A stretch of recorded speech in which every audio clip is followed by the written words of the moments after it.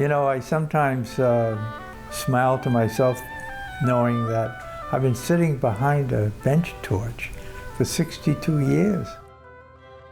And I have as much interest and enthusiasm and hopes for the future today as I had, the beginning of my career. When I think back over my career, it was so important to me to invent a new language to interpret native flowers in glass.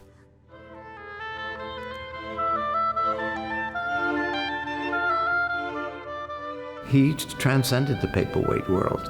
The form, the scale is what most traditionally is a paperweight, but Paul takes it somewhere else completely. Some of them are just absolute treasures. I mean, they make people suspend their sense of reality. You look at it and you'll see a plant that you recognize and you go, how did that get in there? His work for me evokes this childlike wonder. A little world that you can hold in your hand that, the closer you look at it, the more there is to uncover. It's undeniably exciting. He's someone that's being recognized worldwide for his art form. To see the beauty in it and the realism and the different techniques, it just becomes this almost miracle inside of glass.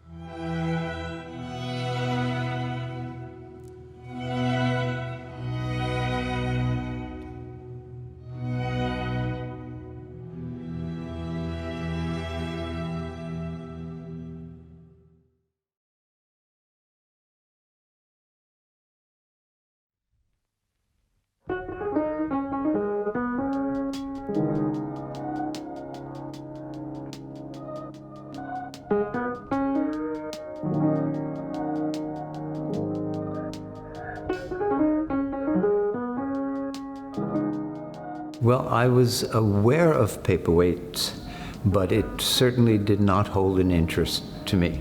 What I saw was primarily the historical weights, which were purely decorative objects, which to my knowledge at that time didn't carry any message beyond being a desk object or an actual functional paperweight.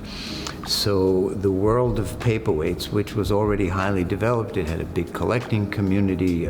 People like Colette, Truman Capote collected paperweights. There was a lot there, but it was not my cup of tea at all. Well, paperweights were a phenomenon of the 19th century in France and in England and Bohemia. And a paperweight, the concept of it is that a glass decoration is encased in a really high quality dome, they call it, of crystal. And the shape of the dome magnifies the stuff that is being shown off. Most paperweights I had an anathema towards. I just didn't care for them. But then I was introduced to Paul, and Paul's work immediately drew me in. And I started to go and look further into the paperweight world to see if I had been missing something. And I found out that Paul was a totally unique person in this field, and that he was taking, let's say, a traditional craft form someplace it had never gone before. And it was remarkable. Paul started out making very simple designs. He then moved to different forms, mastered flowers, and then continued on until he makes the masterpieces that he does today.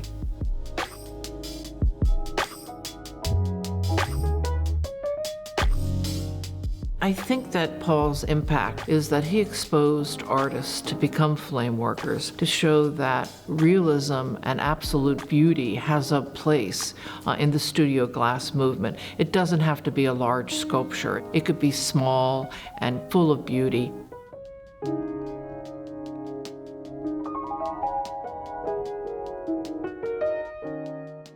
I never call Paul a paperweight artist because it's just too limiting for him. his productivity and his boundless energy has given him the time to just get phenomenally skilled at what he does. And it's left him, I think, possibly ahead of anybody else.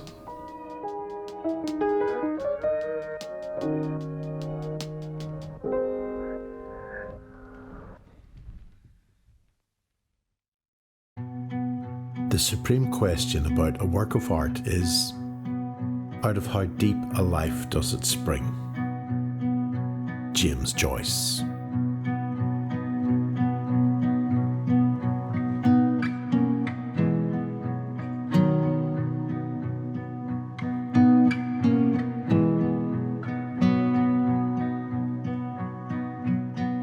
Growing up in North Attleboro, Massachusetts on Division Street, I had a very short walk to what I thought was an endless forest.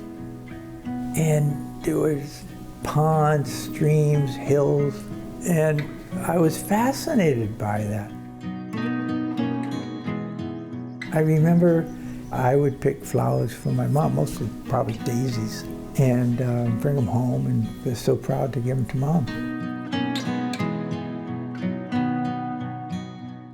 There was a curiosity that I'm not sure where it came from, but I would leave the house around 7 o'clock. You know, growing up with 7 or 8 kids at the time, you know, you just walk out and show up at lunch. You know, it was so, you had so much freedom.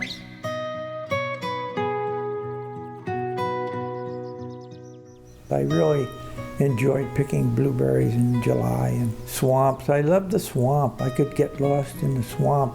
It was fascinating to paddle your duck boat around, and you felt you were a pioneer.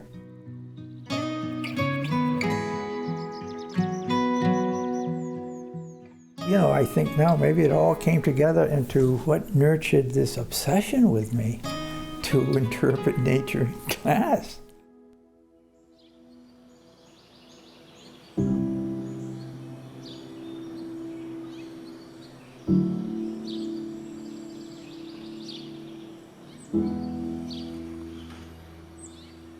When I walk in my studio, I feel like I'm a monk. Both my parents were devout Catholics, so that was the background from day one. I've been dedicated to the idea of interpreting nature in glass as a prayer, in a way. My labor is my prayer.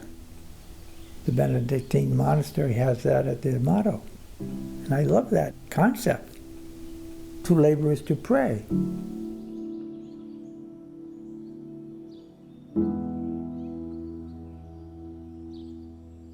My prayer is that the excellence that I pursue will bring joy to people. You know, in a simple way, I want to do excellent work in order to respect God's beautiful creations.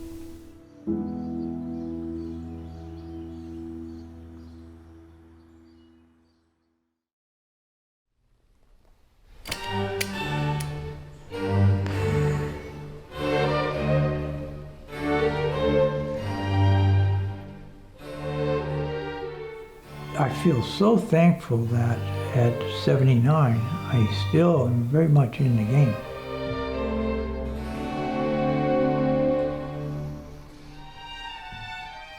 At this stage, I'm working on a new design. I'm titling it Celestial Bouquet. I wanted the design to be ethereal, heavenly, and outside of Earth, you know. And I started to really experiment, and I wasn't happy with how it was going. And I made a breakthrough recently with gold leaf. And Dave Graber is very skilled. Dave helps me with the gold leaf.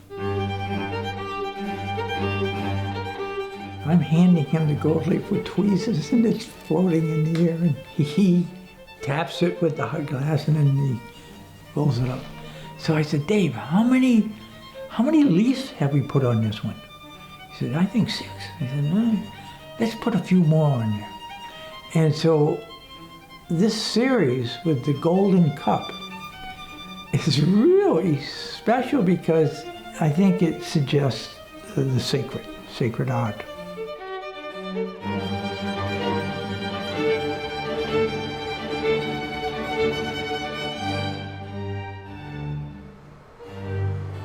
This is my week's work in preparation for this morning when we encapsulate it in clear glass. Now, Dave's taking the moss material that we pulled down and we're tucking it around the golden orb. And then I'll use that as a way to seal on the colored glass flowers and the leaves. I've been innovative within that very, very small parameter. You know, I'm working with 2.5, 3-inch diameter format, trying to do something that is poetic. I like the word intelligent, and make it happen.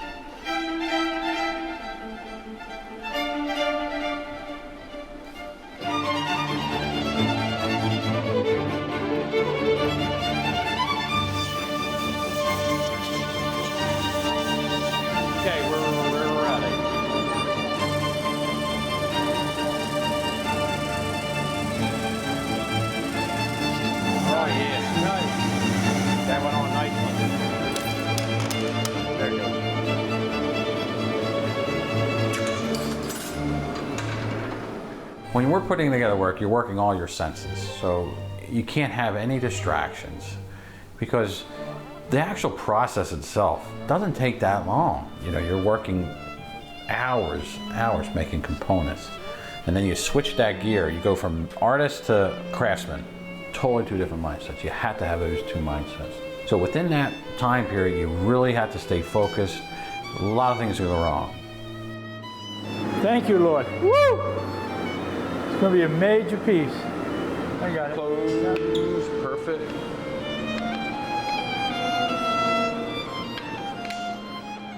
When I look at a flower, I don't think that God, after creating man, took a rest and then went around creating the plants.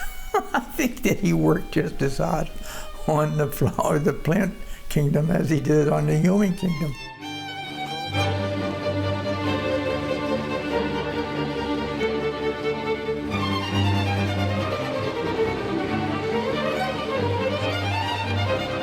All right, here we go.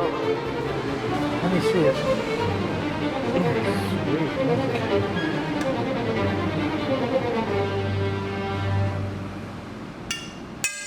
Whoa! Woohoo! Woo! We did it. We put it to bed. We did it. Woo! We did it.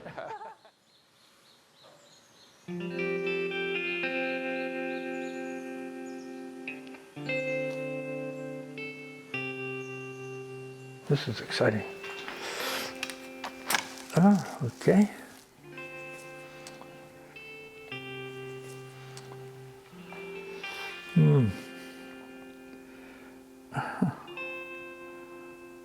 Wow. I like the gold in there. I really like the gold. I'm disappointed with the color of the flower inside the golden cup. I thought it was going to translate into something very intelligent, but it didn't. And I put a lot of emotional energy into this. I was on a high when this went in the oven. I was buzzing. I thought, whoa, I did it. Ooh, I did it. 40 hours I was floating. Took it out of the oven, looked at it, and didn't do it. Didn't do it, but I will do it. I will benefit a great deal from this effort. I'm trying to develop a new aesthetic in the floral paperweight tradition. And this falls short, so, you know, it's a disappointment, but still, you know, my failures lead to my successes.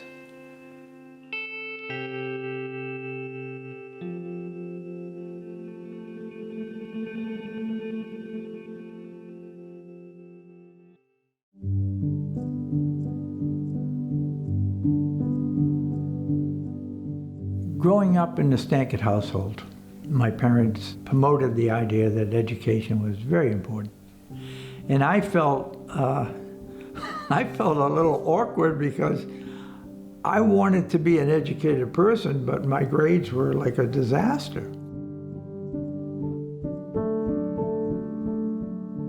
I went through school as an undiagnosed dyslexic, and that was difficult. My mother would tutor me reading, and it was torture.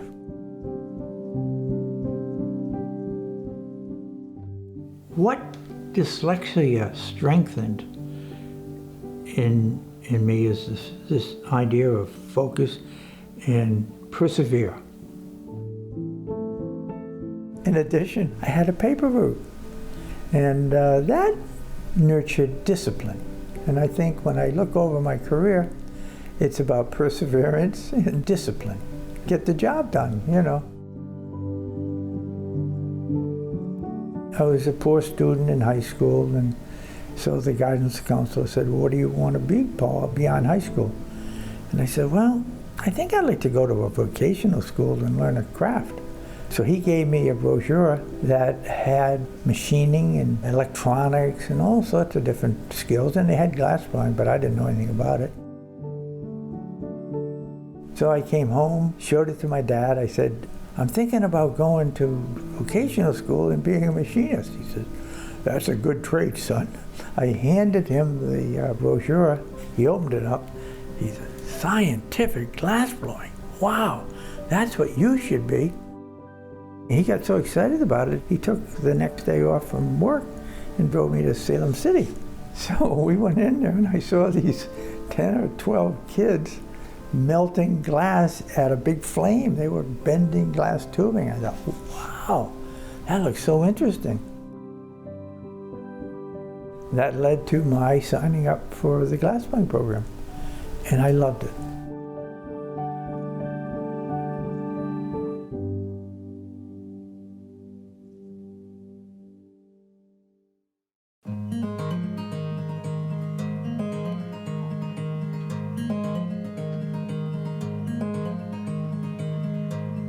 I'm very, very proud to be here. And you know, here I am near the end of my career talking to you talented people at the beginning of your career. And I think that's so sweet.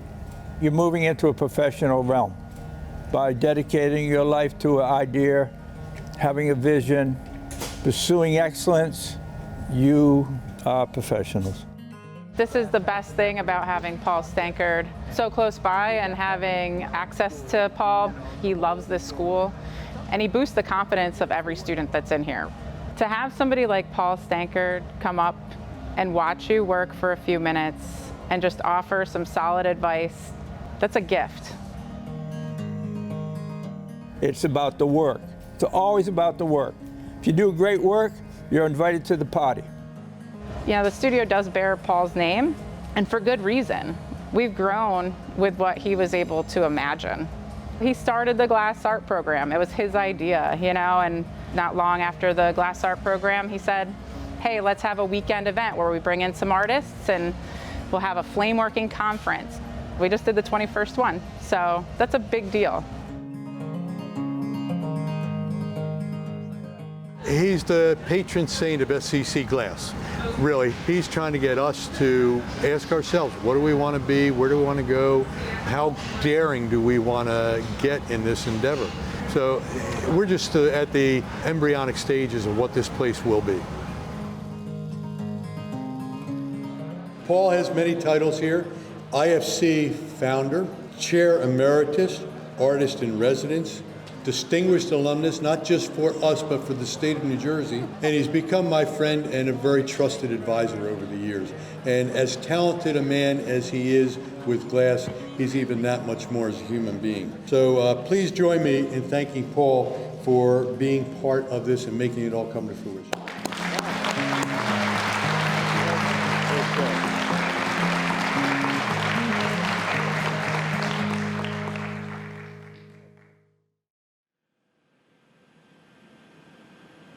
Down in southern New Jersey, they make glass. By day and by night, the fires burn on in Millville, and bid the sand let in the light. Carl Sandburg.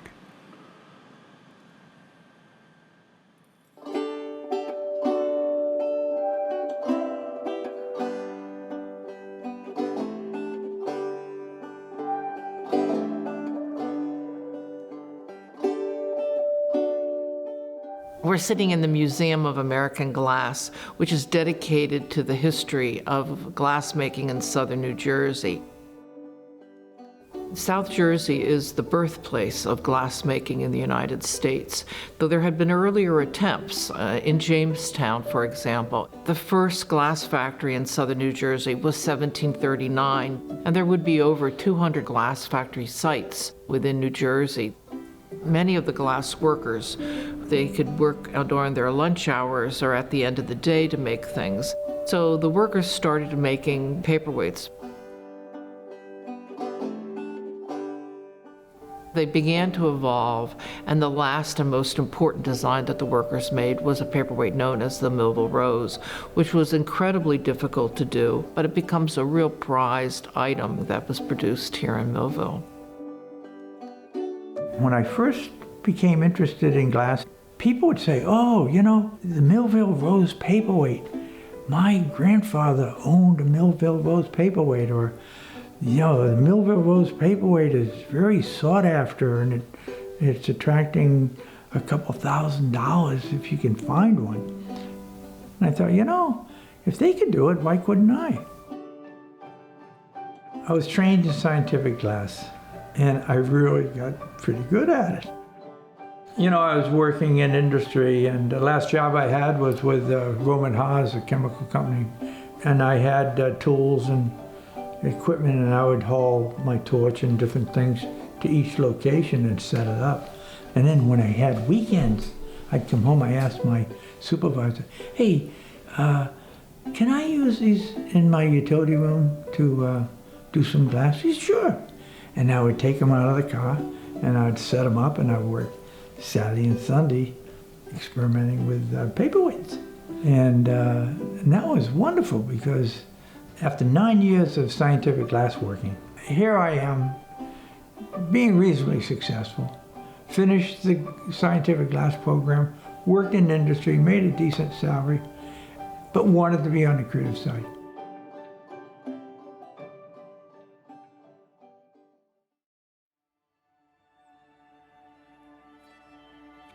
Till I loved, I never lived. Emily Dickinson.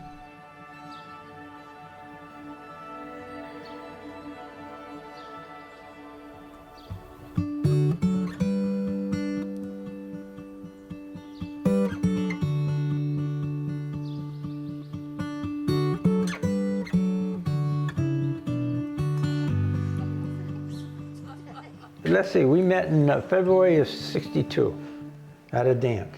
And should we tell the dance? Should we tell we knew one another before then. At church? Church, you told me. Yeah, but we didn't know each other. We didn't talk to each other. CCD. We saw each other at Yeah. church. You were at a distance, and I thought, oh, nice looking woman there, nice looking girl. And I hope you were, did you notice me at church? Yes, you tried talking to me. I did. Oh, we were waiting for everybody else. You blew me off, huh? And I thought, oh, he's kind of fast. I don't know if I want to get to know him. But then we met later. Oh, I just felt very comfortable with him. He was full of energy, still has that energy. And charm, he definitely had the charm. Oh, the Irish charm. And you know, his mother always said, she said, the Stankards are good providers. So, I guess that kind of sealed the deal as far as, you know, wanting a wonderful family life, you know, and future.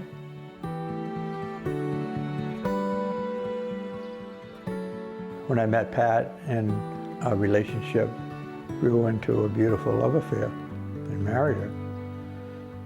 Her support and her faith in my abilities was something totally so refreshing. I mean, my goodness. My wife thinks that I can do it. I knew Paul wasn't very content with his present vocation when he started doing more of his artwork. I believed in everything he was doing. It was incredible. It may look small in the beginning, but I was very impressed with it. And I knew that's where his heart and soul was, really. And I knew at that point, yeah, let's do this. We were very hard workers. I mean, I took care of the children as much as I could and anything in the house so he can devote everything to the work. I was excited for him, very excited, and wanted to, see, it brings tears to your eyes, so you're bringing tears to our eyes. I'm starting to feel emotional about this. Of course. Just say thank you. Thank you. Thank you, that's the only thing.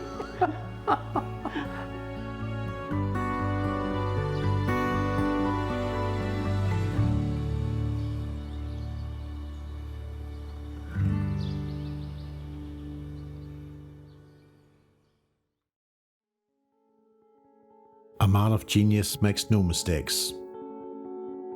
His errors are volitional and are the portals of discovery. James Joyce.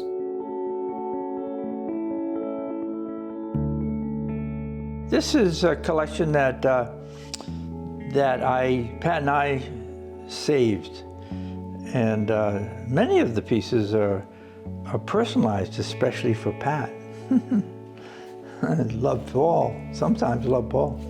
But this represents my career from the earliest.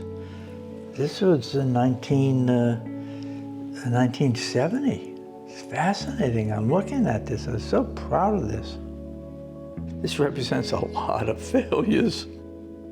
When it came out very special, I was excited. It's got a little bubble on it, 2 bubbles. For the beginning of my career, my work was very delicate and small. This is a spider wart that I look at today and I'm thinking, oh my goodness, that is really delicate. So, these pieces tell a story. They tell a story of how the work has evolved. Early on, I would make all these failures. I mean, my failure rate was pathetic. But I just persevered. And I met a dealer in Atlantic City, Reese Pally, very fascinating individual, very successful art dealer. Reese said, if you decide to go full-time, I'll buy your work. And so I said to my wife, Pat, can I quit my job? Now Pat's expecting her 4th job. Can I quit my job and devote full-time to paperweights? She said, oh, I don't know. Well, at least wait to 2 weeks till after the baby's born, and then you can quit your job. So I quit my job and started making paperweights for Reese to distribute, and he was doing well. That was my beginning. What makes someone decide they're a scientific glassblower and they decide they really want to be an artist? It's so unlikely that you're going to make it. I mean, the whole story with Paul, mortgaging his house to buy glass from the great crystal maker Schott to be able to make these perfect domes is such a stunning story. I mean, the idea of risking everything for that takes a lot of belief in yourself. So I had been selling my work to Reese Pally, and who was finding an audience for it. And at one point I said, Reese, am I an artist or am I a craftsperson? He says, Paul, don't let that distract you. Just do great work. I said, oh, okay, that makes sense to me. This was searching for new forms to present my botanical vocabulary. I was trying to understand, where did my work fit in on the artistic landscape? Here's the beginning of my blueberry series. I have beautiful memories of picking blueberries as a child. This was in 1977, and it was my first bouquet.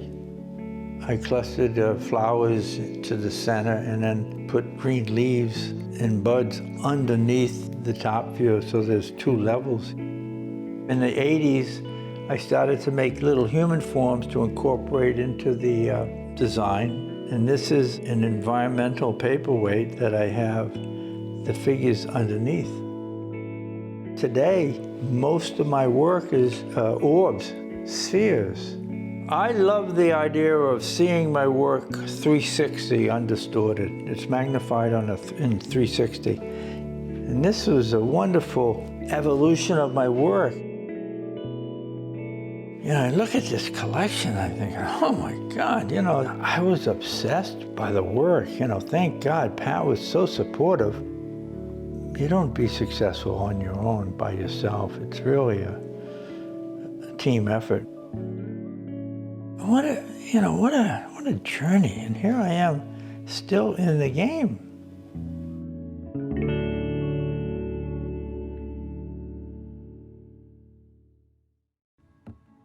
A morning glory at my window satisfies me more than the metaphysics of books.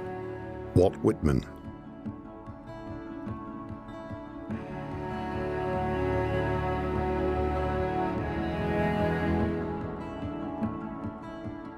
I was listening to public radio and having a panel discuss excellence in the arts and hearing the phrase, to do excellent work, you have to know what excellence is. Bingo. That was my door opening to succeed. Early on, Paul Hollister's book, Encyclopedia of Glass Paperweights, that became my dream book. And then I learned that Corning had a major collection. There's about 3 serious collections of antique French paperweights that I've been a student of. The Corning Glass Museum, the Berkston Mahler Museum, and the Chicago Art Institute.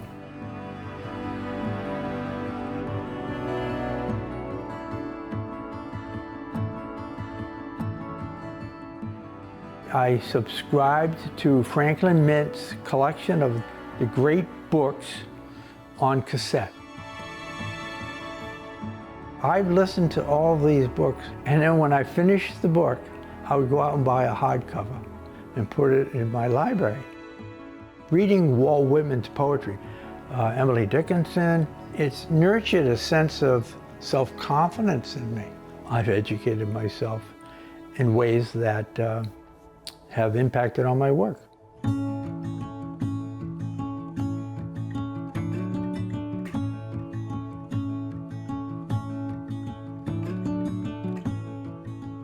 I think when I look back over my career, I'm looking at maybe 3 or 4 major breakthroughs. And it all stemmed from having this body of work evolve into new forms. First the paperweights, and then when I came up with the cubes and the rectangular forms that I called the Botanical Series, I all of a sudden discovered I could put more visual information about the plant kingdom into the cube. I had more room. I had the flowers above, the roots below, and that was really a wonderful conceptual breakthrough.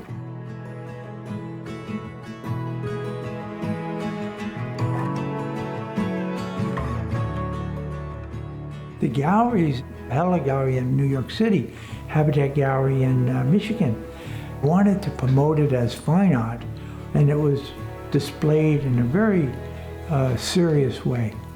And they wanted to promote Paul Stankard, the artist. I brought a fine art expectation to my work. They were very labor intense, but I was trying to hide my labor. No, this is poetry. This is a joy. I didn't work on it. It's magic. As Paul gained a greater mastery, he wanted the things to be more complex. You know, at one point there was just the flowers, then the flowers and the seeds. Then there were the insects, the bees and the ants. and then the spirits of nature, these root people. And he was always pushing himself and pushing the limits. There aren't that many people who have that kind of a gift and at the same time that kind of dedication. Every one of us, if you put your mind to it, you can master a skill set. But, that's, let's say, giving you the words. But are you a poet? That's the difference.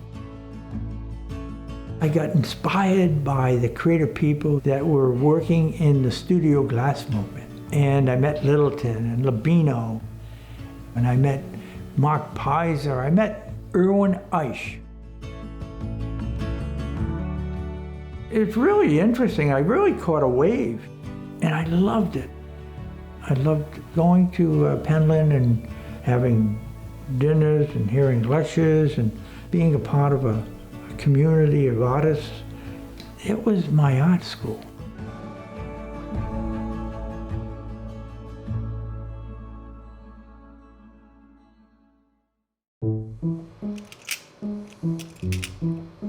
This is a nice one. Good, good, good.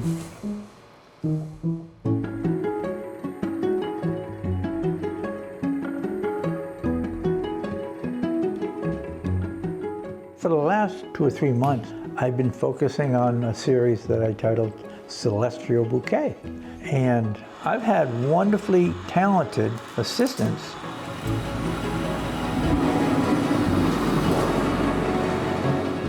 Right now I'm preparing raw material for Paul to use in his work.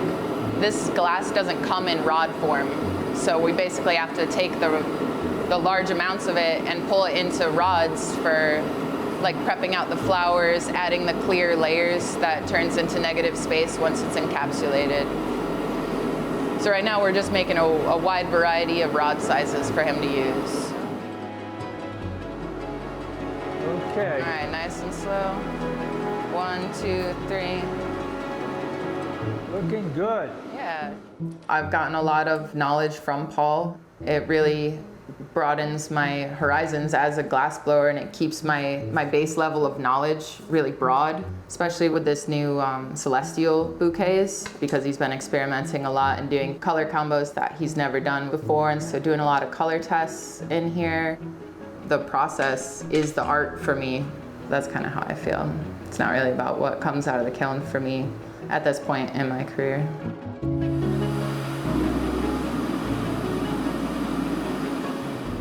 I have Dave Graber, who comes in with my son Joe once a week, and we put the work together.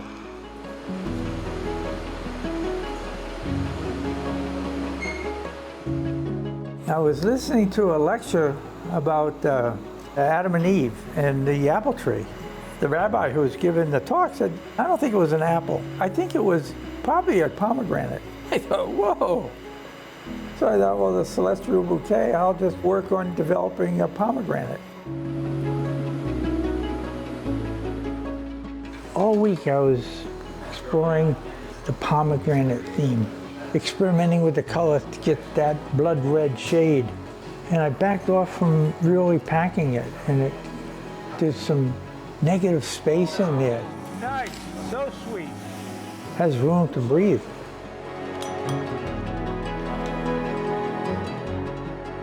It went into the oven with a beautiful glow, and very exciting for me. It'll be a long 38 hours waiting to see how the piece comes out. It's almost like being a kid at Christmas time waiting for your presents Christmas morning. It's kind of like that when I'm waiting for the oven to go through its cycle. Whoa! All right, woo!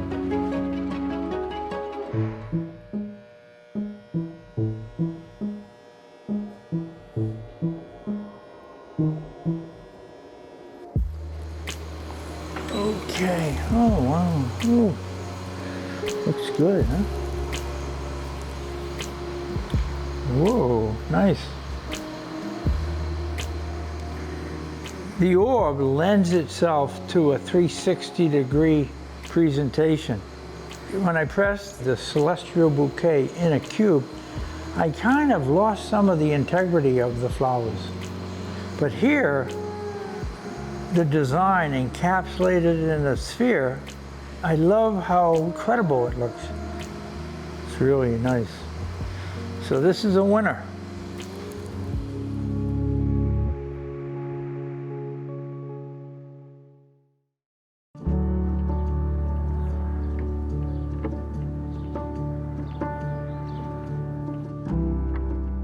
I've been working with Paul since 1989, and I just can't believe how fast time flies. I think what he saw in me is maybe a little bit of himself first starting out. You know, I had no knowledge of glass, and I guess he felt, oh, this is great because here's somebody that I can actually train. I can now teach him my style. He pushed me in the deep end of the pool. He let me figure out things for myself sometimes. Because he said, I can easily tell you how to do things, but that's not going to help you. Because when you work with your hands and his art, you just have to do and make. And that's how, in the beginning, how Paul really opened my eyes on maturing as an artist. There's certain things about the process that I like and certain things I don't. And one of the processes I do like is the actual final polish of one of Paul's pieces, because I have an opportunity to actually see it cut and polished before Paul does, and when I do that final polish and rinse, that's when it comes to life. We've been doing this long enough that you just instinctively know, like, hey, this is the one. This really looks good. And, you know, I wrap it up and I put it in bubble wrap and sort of like giving him a present. I said, here, Paul, here you go.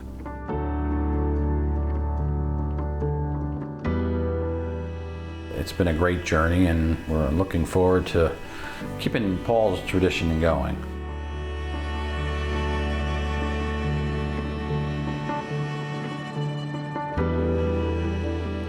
Having our names on the studio at University of California, San Diego was a high honor. We've been doing our artwork for all these years, and when you get this phone call and saying, hey, we want to honor you, it's like, whoa, wait a minute, maybe what we're doing is impacting, rippling out to other places. The studio exists because of Paul's legacy. Part of the reason why we try not to have as many walls in this building is so that people can go, I'd like to try that. Maybe they start off pursuing one art form, like Paul. Glass changed his life, and he has become this amazing artist. So we're trying to create an environment that would allow people to have that experience as well. In the next couple of years, we're going to have this amazing glass lab studio space in a state-of-the-art facility that is going to be a game changer for the students of this campus. It's the influence of Paul, and we're thousands of miles away from him, yet we feel his influence every day.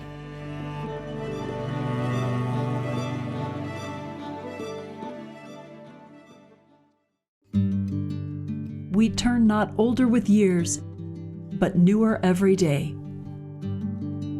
Emily Dickinson.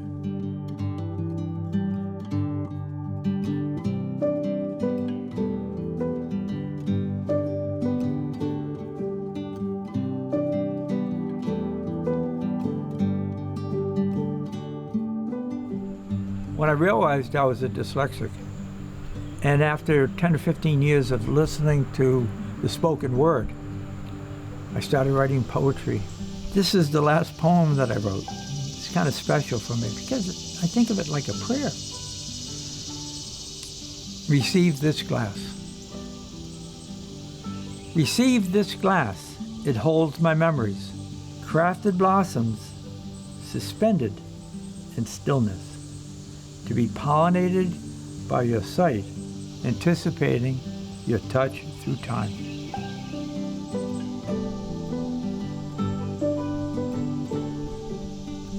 This poem is for the future. When a person is curious about my work and they're looking at it and I perceive that to be pollinating the blossom in the crystal.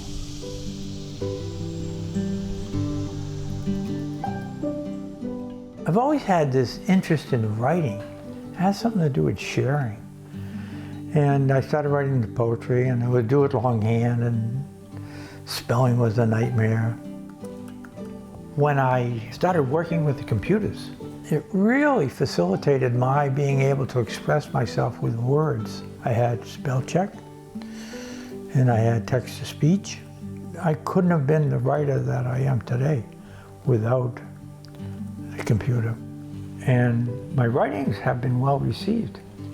My writing has really helped me get in touch with what I feel is important for my work, and what I feel is important to my work, I'm happy to share with others who would be interested.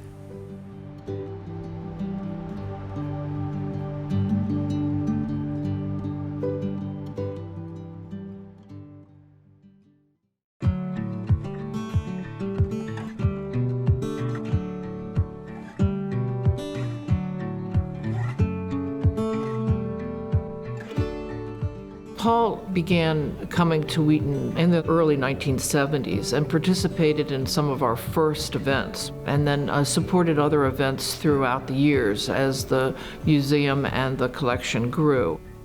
In the 70s, those of us working at Wheaton Village realized the need for contemporary artists to find places to work. And in 1983, we established the Creative Glass Center of America, which became a facility for artists to be able to come, stay for several months, build a body of work which they could go on, maybe have a gallery show, sell those pieces, and raise money to set up their own studios.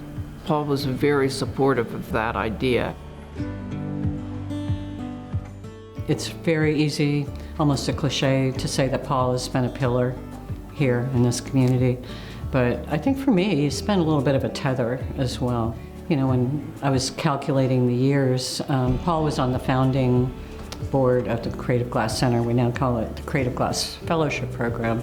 And that was over 40 years ago, and I knew him prior to that. So it's been a long relationship, and he's just always been so giving and supportive. You know, he's just been a real beacon, I think. So right now, Paul is assembling all of the pieces. I'm happy to tell people, in addition to learning a craft at Salem Community College, I got my advanced degree from Wheaton Arts. Interacting with other artists and being exposed to the creative process. You know, I know Paul through the lens of education. So like, I've known him specifically from this place of supporting young artists that are coming up. And it's something that he's always been excited about. It's something that he's always been passionate about. And I think like when he talks about his own story and his own studio practice, those kinds of opportunities weren't really there for him. And so I think that's something that he's gotten really excited about, is like creating that opportunity for future artists. Beautiful thing.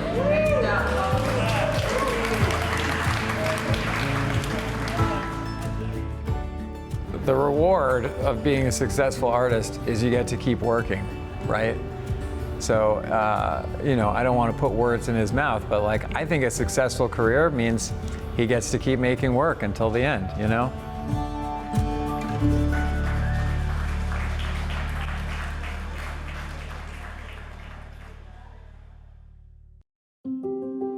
That it will never come again is what makes life so sweet.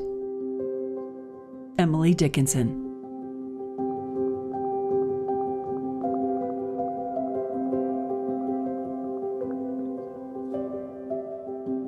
This is my grandfather's toolbox. And when I went into business, my mother, she said, Paul, you know, you're a maker. You work with your hands like my father, and, you know, I want you to have his toolbox. And the toolbox became the most precious item that I own. My mother used to say when I was a kid, oh, Paul's good with his hands, just like his grandfather. feeling his tools. I could feel the spirit of the man who cared about his craft and dedicated his professional life to engraving. So it brings back the memories of my grandfather, but also, I'm getting emotional. It also makes me proud to think that I was a professional craftsperson. I kind of want to be buried with these tools. I don't know, I think Pat will Pat can make that happen, I guess. But I want to be buried with my grandfather's.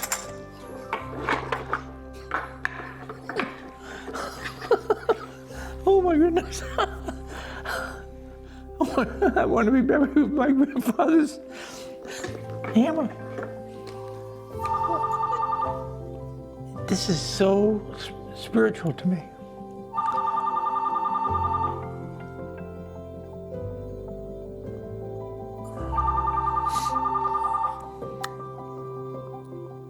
Let the phone ring.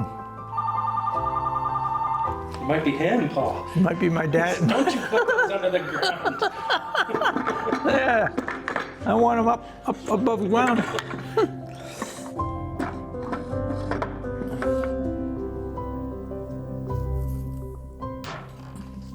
Isn't that something?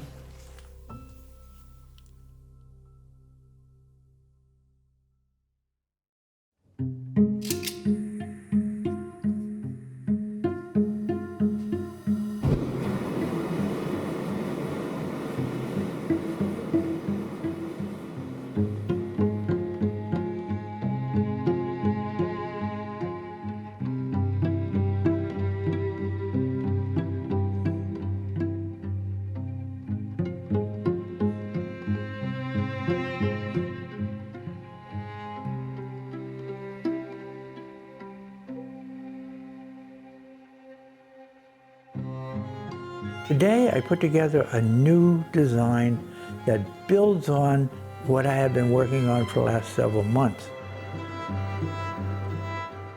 I don't know exactly how, but on this piece that I did this morning, I had like an epiphany.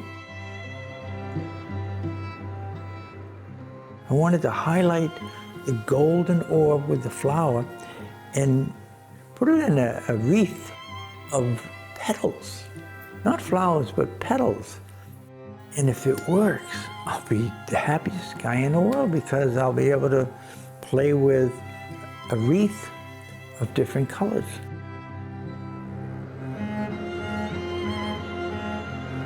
Okay, let's get this thing done here. Oh, wow. That looks good, Paul. It looks very, very good. Paul would always say, you know, he had pride of being part of the South Jersey glass tradition. And with Paul being 80, Paul's sort of like passing this baton saying, okay, it's your turn now. And I'm like, okay, I won't drop that baton. I will do my best, Paul, to keep your legacy going and also keep that South Jersey glass tradition alive.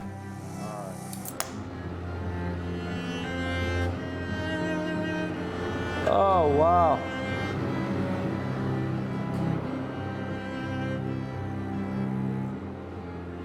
The Celestial Bouquet series is evolving. I'm proud of the results so far, but I know that I can give it more. And I do believe that I'm slowly separating myself from my past.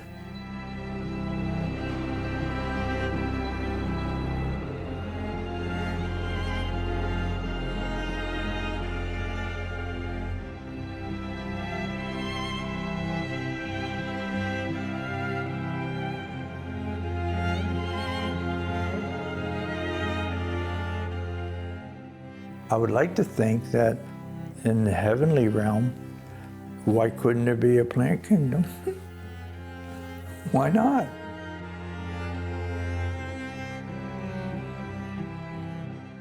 I'm doing the best work in my career, striving for that heavenly landscape.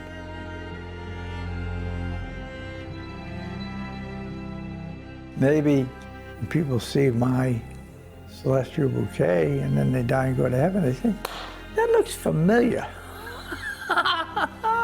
Wouldn't that be nice? Gosh.